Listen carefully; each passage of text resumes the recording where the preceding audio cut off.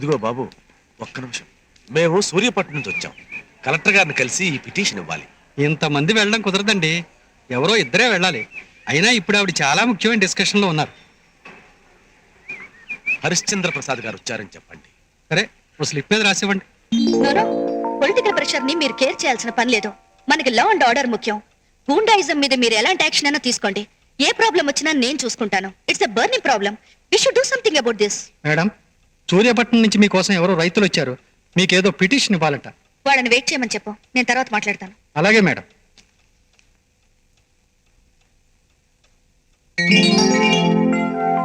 Shankaraiah, madam. వాళ్ళని వెంటనే లోపల పంపించు. అలాగే మేడం. మీరు 10 నిమిషాలు వెయిట్ చేయండి. వాళ్ళతో మాట్లాడిన తర్వాత పిలుస్తాను. Okay madam. నమస్కారం అండి. నమస్కారం. నమస్కారం. నమస్కారం. కూర్చోండి.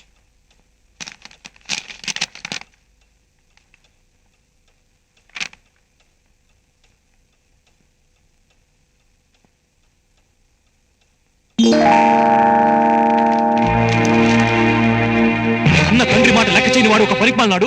వాడు నమ్మి తాలి కట్టించుకున్న అప్పలో పరిపాలన. ఇద్దరు కలిసి ఏం వదిలేస్తారో నేను చూస్తాను.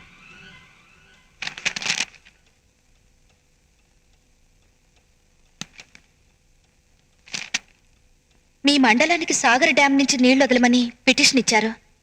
మీరు కూర్చోవచ్చు. మీ ఏరియాకు వదలాల్సిన నీటిని మేము ఆల్రెడీ వదిలేసాం కదా.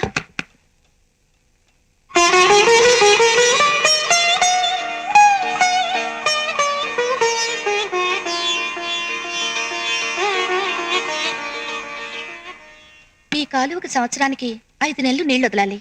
రూల్ ప్రకారం వదిలిపెట్టాం. మీరు చెప్పింది నిజమే, కానీ తుఫాన్ వచ్చి పోయినసారి పంటలన్నీ నాశనం అయ్యాయి.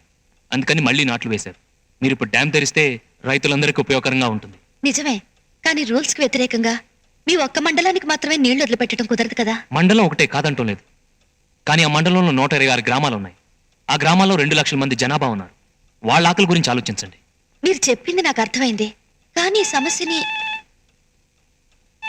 Excuse me. హలో, నేను లాయర్ సుమిత్రని మాట్లాడుతున్నాను. రేపు 15న మా వెడ్డింగ్ డే. మీరు మీ వారిని తీసుకొని తప్పకుండా రావాలి. I'm sorry. ఆ రోజు మా మావగారు పుట్టినరోజు. నేను మా వారు గుడికెళ్ళి ఆయన పేరు మీద అర్చన చేయించాలి. నాకు రావడం కుదరదు. It's okay. How is your son? మా అబ్బాయా? Is very fine. వాడి దచ్చు వాళ్ళ తాతయ్య పోలికే. రూపంలో గాని గుణంలో గాని వాళ్ళ తాతయ్య గారికి ఏమాత్రం తీసిపోడు. కొంచెం ముఖ్యమైన వాళ్ళు వచ్చారు. నేను తర్వాత మాట్లాడతాను. Thank you. మీ విషయం గురించి డివిజనల్ ఇంజనీర్తోనూ మినిస్టర్ గారితోనూ కన్సల్ట్ చేస్తాను. తప్పకుండా మీకు ఫేవర్గా చేస్తాను. ఓకే, నమస్కారం. నమస్కారం.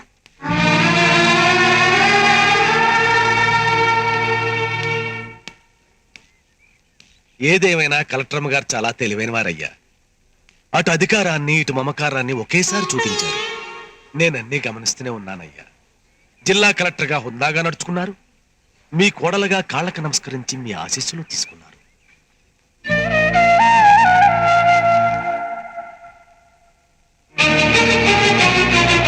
నేను గౌరవించే వెలకట్లేని ఆస్తి మీరుండగా ఈ ఆస్తులన్నీ నాకెందుకు?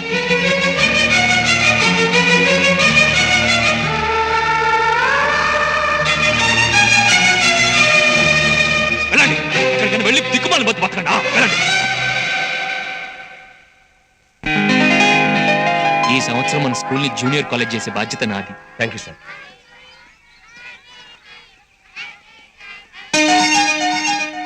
అయ్యయ్యో, అరేరే, నువ్వు రావడం గమనించలేదు బాబు, పొరపాటున పడింది. పర్వాలేదండి. ఎవరైనా కావాలని ఇంకో మీద జల్లారు కదా. మీరేం ఫీల్ కావద్దు.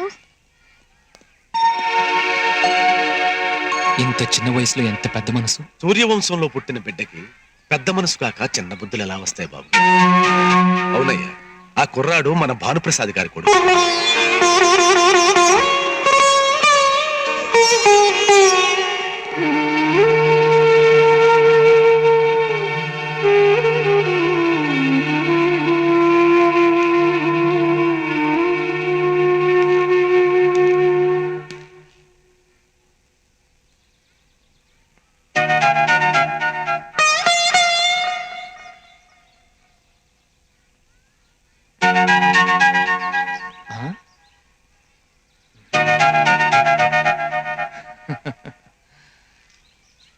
నీ పేరేంటి బాబు? హరిశ్చంద్ర ప్రసాద్. హరిశ్చంద్ర ప్రసాద్. ఎట్లా అడగకండి, అది మా తాతయ్య గారి పేరు. ఆయన ఎవ్వరు పేరు బట్టి పిలవకూడదు. ఆ, మీ తాతయ్య అంత గొప్పవాడా? మరేమనుకున్నారు? ఆయన చూస్తే ఊరే భయపడుతుంది. ఆయన గురించి మీకు ఇంకా తెలియదు, అందుకనే ఎగతాళి చేస్తున్నారు. నీకు ఆయన గురించి తెలుసా? నాకు తెలియదు.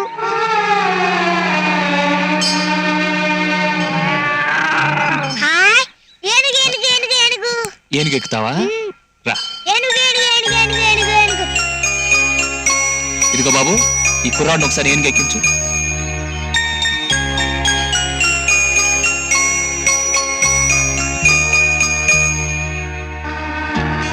జాగ్రత్త.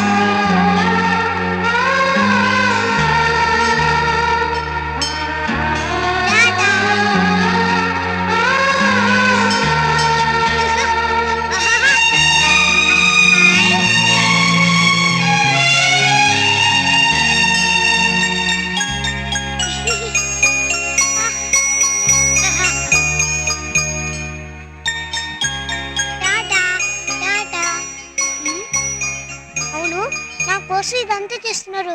ఇంతకీ మీరు ఎవరు? స్నేహితుడు అనుకో. స్నేహితుడు అంటే ఫ్రెండ్. అంటే మీ నా ఫ్రెండా? ఆ, అవును. ఓకే ఫ్రెండ్, నా బస్ వచ్చింది, నేను వస్తాను. బాయ్.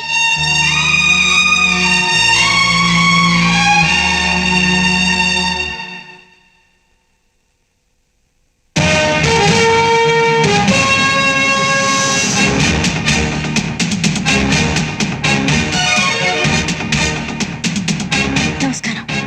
నమస్కారం.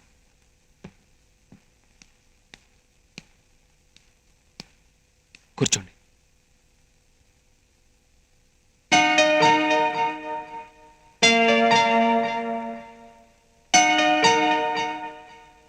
మిమ్మల్ని సహాయం అడగాలని వచ్చాను. చెప్పండి.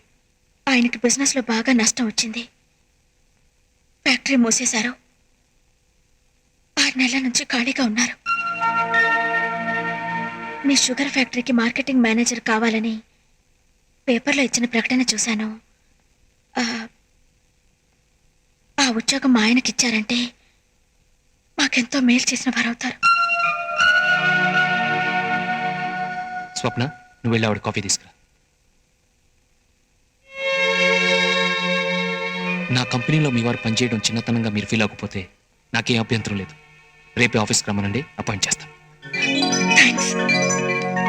నాకు ఆఫీస్కి టైం అయింది, మీరు మాట్లాడుతూ ఉండండి. వస్తాను. నమస్తే.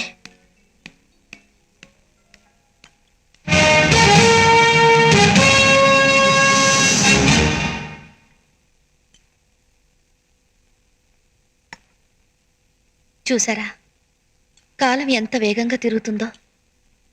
చదువు లేనివాడని మీరు చిన్న చూపు చూసిన మనిషి దగ్గరికి చదువుకున్న మీ భర్త కోసం ఉద్యోగం అడగడానికి వచ్చారు.